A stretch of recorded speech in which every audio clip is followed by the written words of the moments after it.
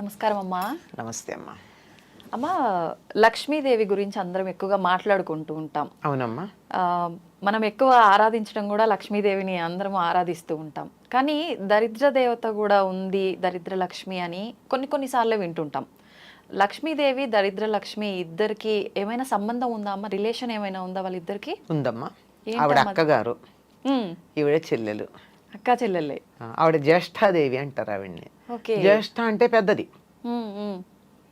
పెద్ద ఆవిడ లక్ష్మి, దరిద్ర దేవత. చిన్న ఆవిడ లక్ష్మీదేవి. అందుకే పూర్వకాల ఇళ్లలో ఎవరి మీద కోపం వస్తే దరిద్రం అంతిట దష్ట అనేవారు. అంటే జ్యేష్ఠకు సంబంధించింది దష్ట. అంటే వ్యవహారంలో అట్లా ఊర్లలో నిజంగా దష్ట అంటారు కదా, అంటే నువ్వు దరిద్రం అని అర్థం అక్కడ. జ్యేష్ఠాదేవి అని అంటే ముందు ఆవిడ పుట్టింది, తర్వాత లక్ష్మీదేవి పుట్టింది. ఎప్పుడైనా ఏదన్నా మనం చేసేటప్పుడు ఏమవుతుందమ్మా, పనికిరాంది ముందు వస్తుంది, పనికొచ్చే తర్వాత వస్తుంది. పాల సముద్రం తరచినప్పుడు ఏమొచ్చింది? ముందు హాలాహలం వచ్చింది, అందులోంచి చెడంతా వెళ్ళిపోయింది, తర్వాత అమృతం వచ్చింది. పొలంలో పంట వెయ్యంగానే చేసే పని ఏమిటి? కలుపు తీస్తారు కొద్ది రోజుల్లో. పనికిరానివి తీసేస్తే పనికొచ్చేది ఏపుగా వస్తుంది. అట్లాగే ముందర లక్ష్మీదేవి, జ్యేష్ఠాదేవి ఆవిర్భవించి ఆ తర్వాత లక్ష్మీదేవి ఆవిర్భవించింది అని చెప్తారు. ఇది వాళ్ళకు ఉన్నటువంటి చుట్టరికం. అక్కా చెల్లెలు. ఈ అక్కా చెల్లెలు ఇద్దరు కలిసి ఉండరు. ఎందుకనమ్మా? ఈవిడుంటే ఆవిడుండదు, ఆవిడుంటే ఈవిడుండదు, అంతే. ఇద్దరు ఒకటే. ఎలాగంటే నాణ్యానికి ఉన్న బొమ్మ బొరుసులాగా. నాణ్యం ఈ రెండిటికి ఉన్న చుట్టరికం ఏమిటి? ఒకదానికి ఉన్న రెండు, అంతే, రెండు సైడ్స్, అంతే అంతే, రెండు వైపులు.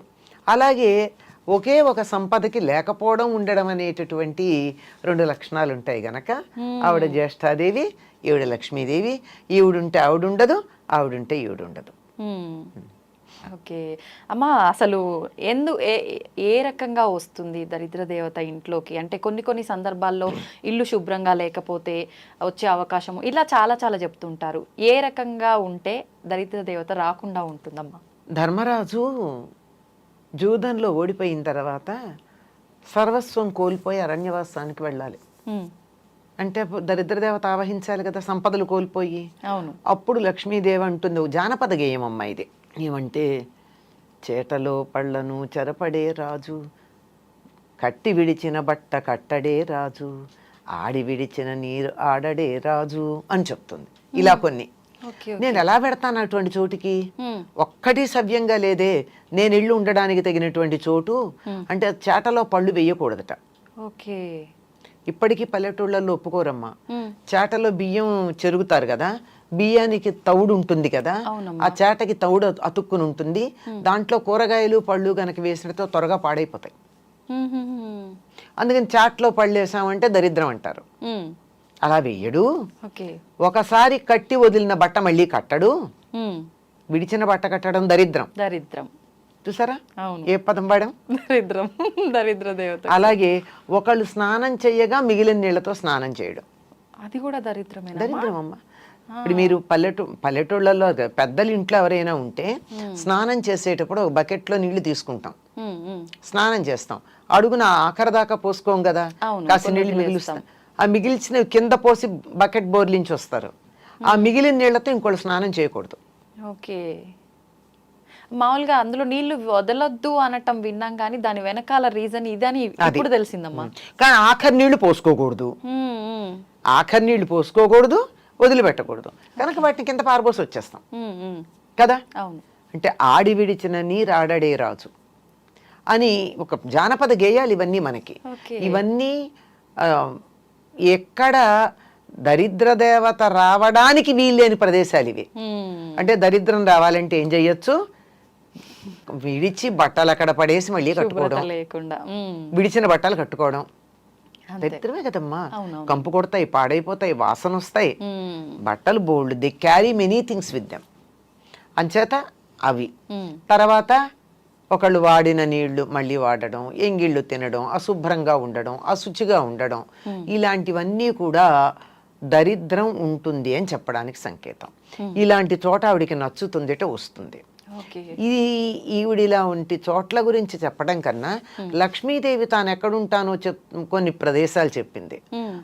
ఆ లక్ష్మీదేవి ఉంటానని చెప్పిన ప్రదేశాలకి భిన్నంగా ఉంటే లక్ష్మి ఉండదు, లక్ష్మి లేదు కనుక ఈవిడ వచ్చి కూర్చుంటుంది. లక్ష్మి తాను ఎక్కడ ఉంటానని చెప్పింది, శుచిగా ఉండాలి. శుచి అంటే మనిషి శుచిగా ఉండాలి, ఇల్లు శుచిగా ఉండాలి. అవునమ్మా. మనసు కూడా శుచిగా ఉండాలి. ఇది మెయిన్, అందరం ఇది వదిలేస్తాం.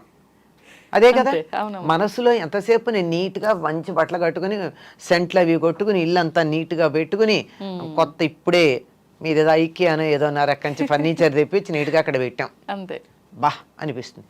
కానీ ఇంట్లోకి వెడితే అంత నీట్గా ఉన్నా ఒక్క 2 నిమిషాలు కూర్చోవాలనిపించదు, ఎప్పుడు బయటపడదామా అనిపిస్తుంది.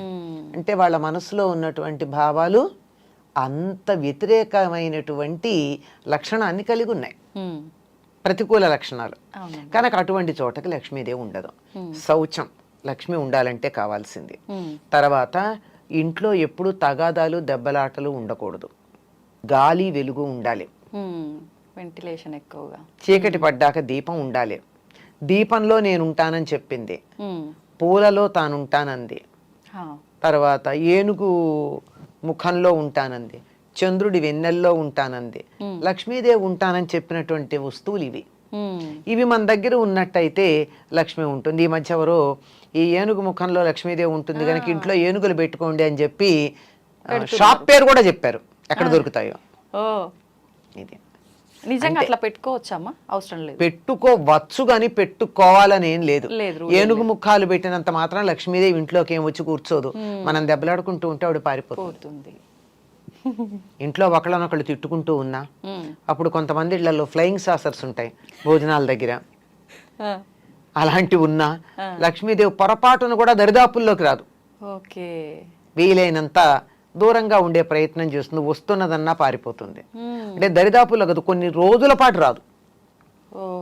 అంచేత మనకి సంపద కావాలి అంటే నవ్వుతూ ఉండాలి.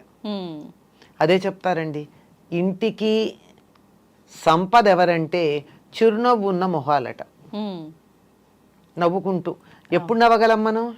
మనసు బాగుంటే, అందరూ ఆహ్లాదంగా ఉంటే, ఒకళ్ళ పట్ల ఒకటి శత్రుభావం లేకుండా ఉంటే అక్కడ లక్ష్మీదేవి ఉంటుంది. అంటే ఇవి లేని చోట లక్ష్మి ఉండదు. ఇంట్లో శుచిగా లేకపోయినా, దెబ్బలాడుకుంటూ ఉన్నా, పోట్లాడుకుంటూ ఉన్నా, ఏడుస్తూ ఉన్నా, ఏడ్చే చోట కూడా లక్ష్మి ఉంటుంది. ఎందుకంటే కష్టాలు ఎవరికి ఉండవమ్మా, మనుషులకు కాకపోతే మాకులకు వస్తాయా? వస్తాయి. కష్టం వస్తుంది కానీ దానికి ఏడవకూడదు. బాధపడడం వేరు, దాని వేదన చెంది దిగులు పడ్డం వేరు. కొంతమంది మొహాలు చూడండి, ఏదో చిన్న బాధ వస్తుంది, మొహం అంతా దీనానాథుల్లాగా మొహాలు పెడతారు. వాళ్ళకి సంపద రమ్మంటే ఎట్లా వస్తుంది? ముందు ఆ మొహం మారిస్తే మీ మొహం కాస్త మార్చుకోండి, మీకు కష్టాలు తొలగుతాయని చెప్తారు చాలా మంది. మొహంలోనే కనపడతాయి. ఎప్పుడు చూసినా ఏడుపు గట్టు మొహం వేసుకొని ఉంటావు ఇట్లా అంటుంటారు. ఏడుపు మొహం, ఈడుపు కాళ్ళు, ఈ రెండు జ్యేష్ఠాదేవిని ఆహ్వానిస్తాయని చెప్తారు పెద్దవాళ్ళు ఇంట్లో. ఈడుపు కాళ్ళు అంటే పని చేయమంటే అబ్బా అని నడవడం చకచక కాకుండా ఏమిటో అని కాళ్ళు ఈడ్చుకుంటూ నడుస్తారు. అంటే ఇష్టం లేక. అంటే సోమరితనం ఉన్న చోట లక్ష్మీదేవి ఉండదు, దరిద్ర దేవత ఉంటుంది. వీళ్ళిద్దరూ ఒకళ్ళంటే ఒకళ్ళు ఉండరు కదా. దీనికి చిన్న ఒక చమత్కారమైన విషయం చెప్తారు. మా ఇద్దరిలో ఎవరు అందగత్తెలు అని అడిగారట లక్ష్మీదేవిను జ్యేష్ఠాదేవి. ఎవరిని అందగత్తెలన్నా రెండో వాళ్ళకి కోపం వస్తుంది కదా. అవునమ్మా. మరి లక్ష్మి కావాలి, జ్యేష్ఠాదేవి అక్కర్లేదు. అందుకు ఆయన తెలివిగా అన్నాడట, ఇద్దరిని అక్కడ నిలబెట్టి మీరు ఇటు రండి, నువ్వు ఇటు వెళ్ళు అన్నట్ట. లక్ష్మీదేవిని ఇంట్లోకి రమ్మన్నాడు, జ్యేష్ఠాదేవిని వెళ్ళమన్నాడు. అబ్బా నువ్వు అలా బయటికి పెడుతుంటే ఎంత అందంగా ఉన్నావు అన్నట్ట జ్యేష్ఠాదేవిని. లక్ష్మీదేవిని నువ్వు ఇంట్లోకి వస్తుంటే ఎంత అందంగా ఉన్నావు అన్నట్ట. అయిపోయింది. ఎంత తెలివిగా చెప్పారు కదమ్మా. మనకు కావాల్సిందే అది. అదే కదా. అప్పుడు వెళ్తే ఈవిడ వస్తుంది, చీకటి పెడితే గాని వెలుగు రాదు. అంతే అంతే అంతే కదా. అంచేత వెలుగు లేకపోతే చీకటి వస్తుంది. అవును, చీకటి వస్తే వెలుగుపోయింది కాదు, వెలుగు లేకపోతే చీకటి వస్తుంది. అందువల్ల వెలుగుని ఆహ్వానించుకోవాలి, చీకటి దానంతట అదే పోతుంది. అంచేత సూపర్ అమ్మా నిజంగా. ఎవరమ్మా ఇది చెప్పింది? ఏదో ఒక పండితుడి గురించి ఒక కథ చెప్తారు. ఓకే. ఇది ఒక ప్రధానమైన పండితుడు అని కాదు, ఊరికే అసలు తెలివితేటలు ఎట్లా ఉంటాయి అని చెప్పడానికి ఒక పండితుడి పేరు పెట్టి చెప్పినటువంటి లోకంలో ఉన్నటువంటి కథ. చాలా అద్భుతంగా అమ్మ అసలు నిజంగా చెప్పేవారు. ఇలా ఉంటాయి. అంచేత మనకి సంపద కావాలి అంటే లక్ష్మీదేవి లక్ష్మి అంటే డబ్బు అని మాత్రమే అనుకుంటాం మనం. అవునమ్మా. కాదమ్మా, అష్టలక్ష్ములు ధనంతో పాటుగా ధాన్యం, చదువు, ఆరోగ్యం, సంతానం ఇలాంటివన్నీ కూడా లక్ష్ములే. ఇవన్నీ కూడా మనకు అనుకూలంగా ఉండాలి అంటే ఎప్పుడూ మనం ఆహ్లాదంగా ఉండాలి, నవ్వుతూ ఉండాలి, ఇంట్లో గాలి వెలుగు ఉండాలి, శరీరం మనసు కూడా శుచిగా ఉండాలి. ఇవేమీ లేకపోతే అక్కగారు వచ్చి కూర్చుంటారు, అక్కగారు వద్దనుకుంటే ఇవన్నీ ఉండాలి. అంతే. మనం తన కోసం పెద్ద ప్రయత్నాలు ఏం చేయాల్సిన అవసరం లేదు. లక్ష్మీదేవిని ఆహ్వానించాలి, మనకు కావాలి ఇవన్నీ అనుకుంటే ఆటోమేటిక్ గా ఇందులో ఏదన్నా డబ్బు పెట్టి చేయాల్సిన పని ఉందమ్మా? లేదమ్మా. నవ్వుతూ ఉండడానికి డబ్బు అక్కర్లేదు కదా. లేదు. మనసు ప్రశాంతంగా ఉంచుకుంటే సరిపోతుంది. ఇల్లు శుచిగా పెట్టుకోవడానికి డబ్బు అక్కర్లేదు కదా. అవును. పోట్లాడుకోకుండా ఉండడానికి డబ్బు అక్కర్లేదు కదా. తిట్టుకోకుండా ఉండడానికి డబ్బు అక్కర్లేదు కదా. ఏడవకుండా ఉండడానికి డబ్బులు అక్కర్లేదు కదా. ఇవేమీ డబ్బులు అక్కర్లేకుండానే మనకి లక్ష్మి వచ్చేటటువంటి సాధనాలు. అంతే, మనం రూపాయి ఖర్చు చేయాల్సిన అవసరం లేదు. కానీ చాలా మంది ఇవన్నీ జరగాలంటే ఈ రెమెడీ చేయాలి, ఆ రెమెడీ చేయాలి, ఇలాంటివన్నీ చెప్తుంటారు కదమ్మా. అసలు ఇవన్నీ వర్కౌట్ అవుతాయా? అవ్వవనే అనిపిస్తుంది ఇప్పుడు మీరు చెప్పినవన్నీ వింటే. ఇవన్నీ ఈ లక్షణాలని తీసుకొచ్చే సాధనలకు మనకు వస్తాయి అంతే. ఓకే. ఇప్పుడు మీరు ఈ జపం చేస్తూ కూర్చోండి అంటే తిట్టకుండా ఉంటారు, అంతసేపు చాలదు. అంతే అంతే కదా. ఏదో దేవుడు పూజ అనగానే జపం చెయ్యాలి అంటే శుచిగా ఉంచుకుంటారు కదా మిగిలిన సమయానికన్నా. ఇలా ఉపయోగపడతాయి. లక్ష్మీదేవి రావడానికి కావలసినటువంటి వాతావరణాన్ని కల్పించడానికి ఉపయోగపడతాయి. ఆ వాతావరణం మంత్రం లేకుండా కూడా మనం కల్పించుకోవచ్చు. అంటే మంత్రాలు వద్దని కాదు, వాటికి శక్తి లేదు అని చెప్పట్లా నేను. అవన్నీ చెయ్యలేకపోయినా ఇలా ఉంటే వస్తాయి. చేయగలిగితే చేసుకోవచ్చు, చేయలేకపోతే విచారం అవసరం లేదు. మళ్ళీ మంత్రం అంటే మనం చెప్పే విధానం అటు ఇటు అయినా కూడా మీరు ఇందాక అన్నట్టు అర్థాలు మారిపోతున్నాయి. దానికన్నా మనం ఇదంతా మీరు చెప్పినట్టు చేసుకోవడమే బెటర్. హాయిగా ఉండండి. అంతే అంతే. లలితా సహస్రనామంలో ఒక నామం ఉంది అమ్మవారి గురించి, సుఖారాధ్య అని ఉంది. సుఖంగా ఆరాధించబడేది. సుఖంగా ఆరాధించేదానికి ఎందుకు కష్టపడతామమ్మా? అమ్మవారి ఆరాధన సుఖంగా చేసుకోవచ్చుగా. అంతే, హాయిగా చేసుకోవచ్చుగా. కష్టపడి ఎందుకు చెయ్యాలి? సోమరితనం ఉండకూడదు కానీ, అవునవును, బద్ధకం ఉండకూడదు కానీ కష్టపడమని చెప్పరా. అందరూ ఆర్భాటాలు, హంగులు, హడావిడి, పూజలు ఇవన్నీ అనగానే అమ్మో అన్ని నియమాలు పాటించాలి, ఎన్నో కష్టాలు, ఇబ్బందులు. నియమాలు ఉన్నాయి లేకపోలా, కానీ అవి కూడా చాలా తేలికైన నియమాలు. మనం అనుకుంటే తేలికమ్మా. కాదమ్మా, శుచిగా ఉండమంటే అదేమంత కష్టం? ఉతికిన బట్టలు కట్టుకోమంటే కష్టమా? ఇల్లు శుభ్రంగా పెట్టుకోమంటే కష్టమా? సోమరిపోతులకు కష్టమే అమ్మా. అందుకే సోమరితనం ఎలా ఉంటుంది? ఉండదు. అంచేత కొంచెం శుచిగా పెట్టుకోండి అంతే. ఇలా చిన్న చిన్నవి ఈ రెండే కాదు, ఇంకా కొన్ని ఉన్నాయి. అవి కూడా చాలా ఏమీ కష్టం లేనివమ్మా. ఏమీ ఆ మాత్రం కూడా కష్టపడకుండా మంత్రం చేయడం కష్టం కదా. అవును అవును, చాలా కష్టం. ఇంకేదో రెమెడీస్ అవి చేయండి చేయండి అని చెప్తే డబ్బులు ఖర్చు పెట్టి చేయడం కష్టం కదా. వాటికన్నా ఇది తేలిక కాదు. మరి పైగా శుభ్రంగా ఉంచుకుంటే మనకే ఇంకా హెల్త్ ఇష్యూస్ రాకుండా ఉంటాయి. ఇది ఒక ఫేవర్ కూడా ఉంది కదమ్మా. అది కూడా లక్ష్మే కదమ్మా, ఆరోగ్య లక్ష్మి. అంతే అంతే.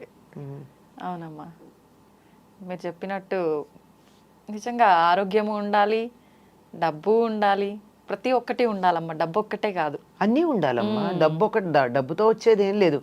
ఆరోగ్యం ఉండాలి. మనకి కావాలంటే పిలిచే మనుషులు ఉండాలి. బోల్డ్ మంది పిల్లలు ఉన్నారు, కానీ కప్పుడు కాఫీ ఇచ్చేవాళ్ళు ఉన్నారా? గ్లాసులు మంచినీళ్ళు చేతికి అందించేవాళ్ళు ఉన్నారా? ఏదో దేశాల్లో ఉండి ఎక్కడో ఉండి బోల్డ్ సంపాదిస్తున్నారు, కోట్లు సంపాదిస్తున్నారు. ఆయా దేశాల్లో, ధనవంతమైన దేశాల్లో పెలాషియల్ బిల్డింగ్స్ ఉన్నాయి. కానీ ఇక్కడ అమ్మకో నాన్నకో జ్వరం వస్తే చూసుకోవడానికి పక్కింటి వాళ్ళ మీదో పని మనిషి మీదో ఆధారపడాలి. అవును, అది సంతాన లక్ష్మి కాదు, అది సంతాన సౌభాగ్యం కాదు, సంతానం మాత్రమే ఉంది, సౌభాగ్యం లేదు. అయితే దీపం విషయంలో ఒక్కసారి కాస్త తెలియని విషయం చెప్తురు. కొంతమంది ముందుకే ఉండాలని, కొంతమంది దేవుడి వైపే తిప్పుంచాలని ఏవో అంటున్నారు. సరే, ఎవరి విధానుసారం వాళ్ళు చేస్తున్నారు అనుకోండి, కానీ ఎటు కరెక్ట్ అసలు పెట్టాల్సింది? అంటే మామూలుగా ఏదైనా సరే మనం తూర్పు ముఖంగా కానీ ఉత్తరముఖంగా కానీ పెడతాం. ఏది చేసినా మన ఇంటి ద్వారం ఉండాలన్నా, బయటికి వెళ్ళాలన్నా, ఇంటికి ఎవరన్నా వస్తే కూర్చోబెట్టాలన్నా, ముఖ్యంగా ఏది చేసినా పెళ్ళిళ్ళు అయితే పెళ్లి కూతుర్ని పెళ్లి కొడుకుని కూర్చోబెట్టాలన్నా అది ప్రధానం. అంటే అది ముఖ్యమైనటువంటి దిక్కు అనే ఉద్దేశంలో ఆ విధంగా మనకి ఉన్నటువంటి మనం దేవుణ్ణి పెట్టుకున్నటువంటి ప్రదేశంలో ఎటువైపున తూర్పు వైపుకి కానీ ఉత్తరం వైపుకి కానీ ఆ దీపం యొక్క కొస అంటే వెలుగు, జ్యోతి వెలిగేది ఉండేట్టు పెడితే మంచిది.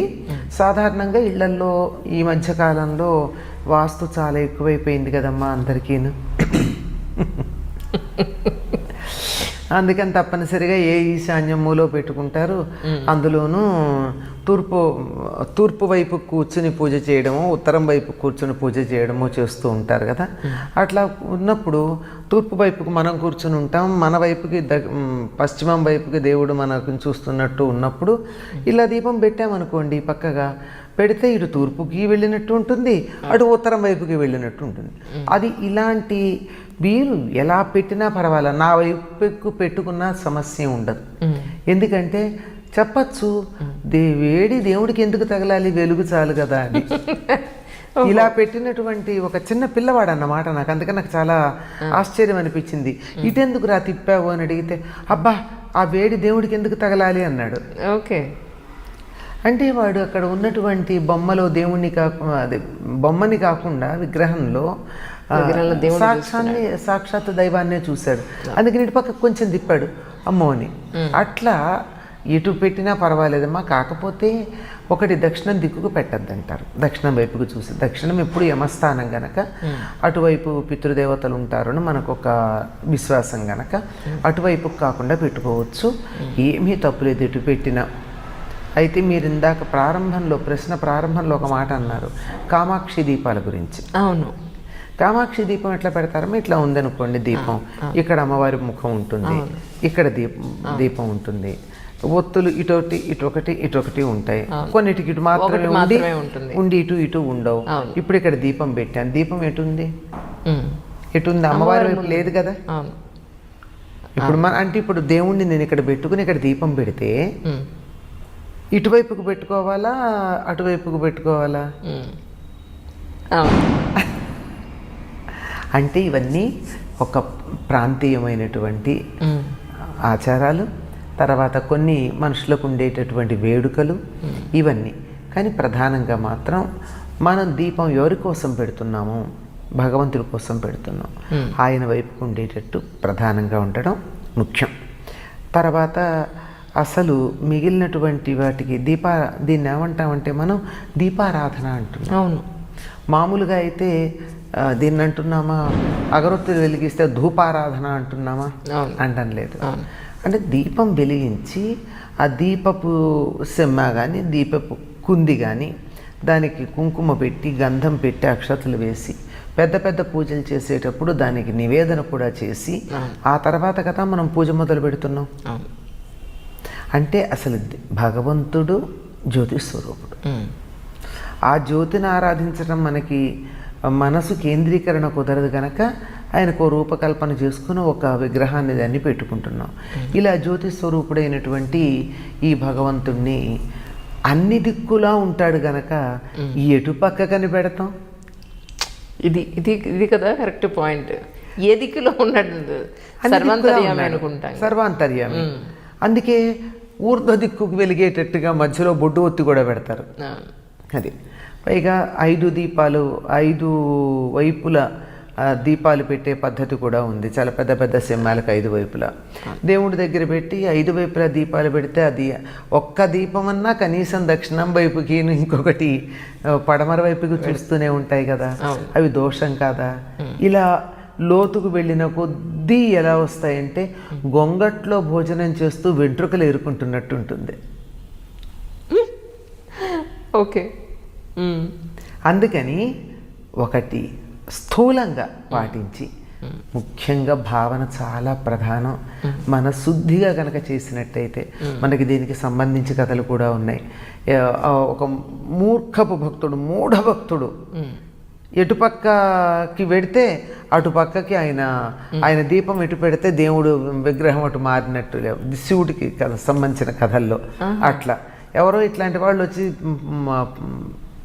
ఇలా మాట్లాడతారు కదా, మాట్లాడితే ఎక్కడ లేడు అన్ని చోట్ల ఉన్నాడు అన్నట్టు. అది నిరూపించడానికి ఇక్కడ ఉన్నాడో చూడంటే వీడి దీపం ఎటు పెడితే అటు పక్కకి లింగం తిరిగింది అని, ఇలాంటి శివభక్తుల కథలు మనకి కనపడుతూ ఉంటాయి.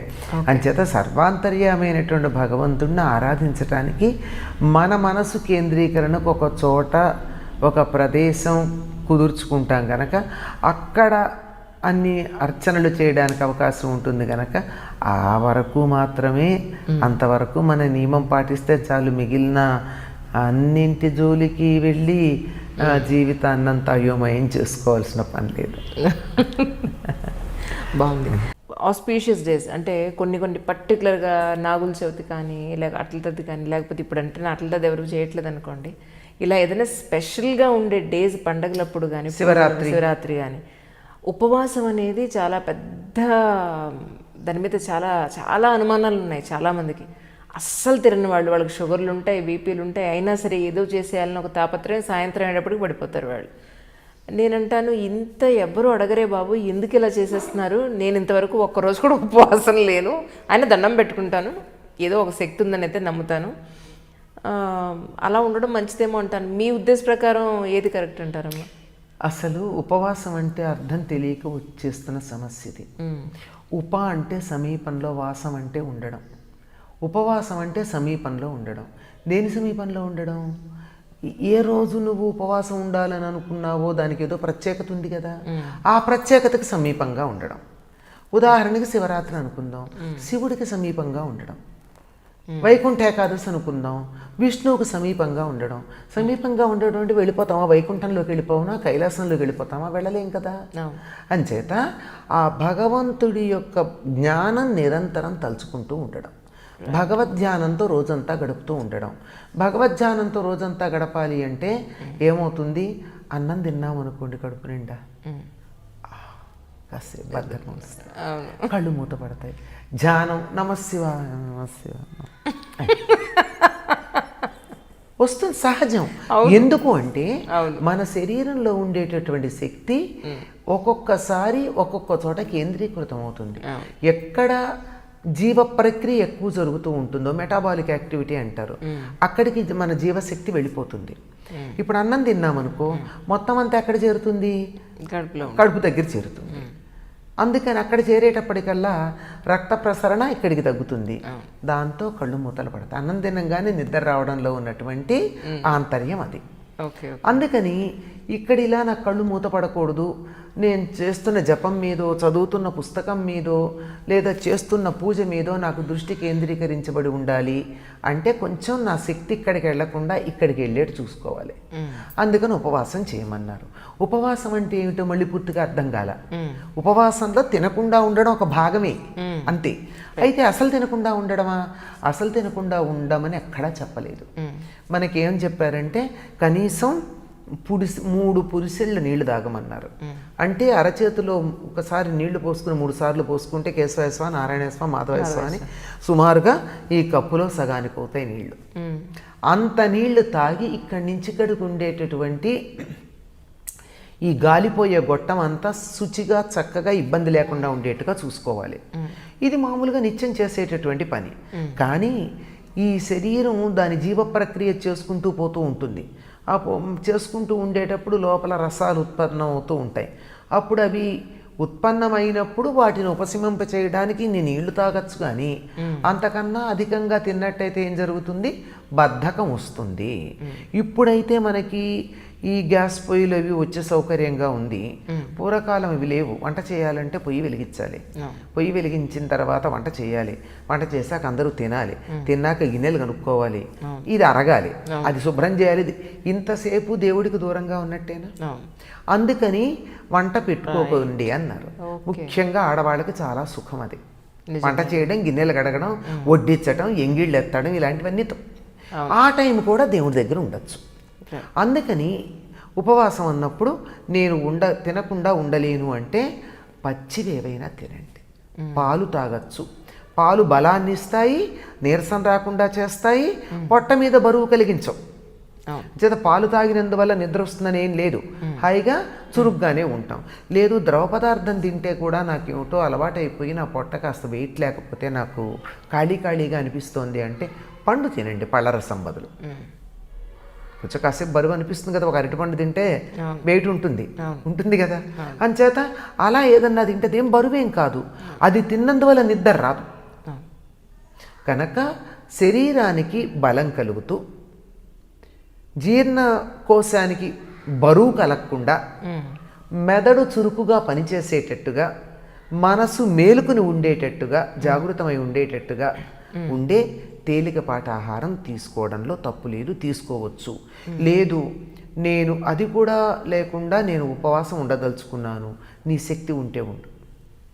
ఎందుకంటే ఏదైనా ఒక పని చెయ్యాలి అని అనుకున్నప్పుడు మనం కొన్నిటిని త్యాగం చేస్తాం. నేను ఇది చెయ్యను అది అయ్యేదాకా అని. ఆ రకమైనటువంటి ఒక పట్టు, ఒక త్యాగ బుద్ధితో నేను ఇవాళ అన్నం తినను, లేదు నేను ఇవాళ అసలు ఏమీ ఘనపదార్థం తినను అనే నియమం ఉందనుకోండి, ఉండొచ్చు. ఉండగలిగితే అది కూడా మళ్ళీ ఉండగలిగితే ఉండొచ్చు. ఎప్పుడైనా సరే ఇక్కడ కూర్చుని నేను జపం చేసుకుంటూ ఉంటే వంటింట్లో వంట చేసే వాళ్ళ వాసన రాగానే అబ్బా ఎప్పుడు ఈ పూజ అయిపోతుందా అని అనిపించిందంటే అయిపోయింది నీ ఉపవాసం. అస్సలు దృష్టి అట్లా వెళ్ళకూడదు. మొదట్లో కొంచెం కష్టమే కానీ రాను ఇవాళ ఉపవాసం ఉంటాను అని అనుకున్నప్పుడు అసలు ఆహారం మీదకి మనసు పోదండి. ఆ స్థితి రావాలి. ఆ స్థితి వచ్చినప్పుడు ఆహారం తినకుండా ఉంటే పర్వాలేదు కానీ మనసుతో 100 సార్లు తింటూ నాలికతో తింటుపోదు.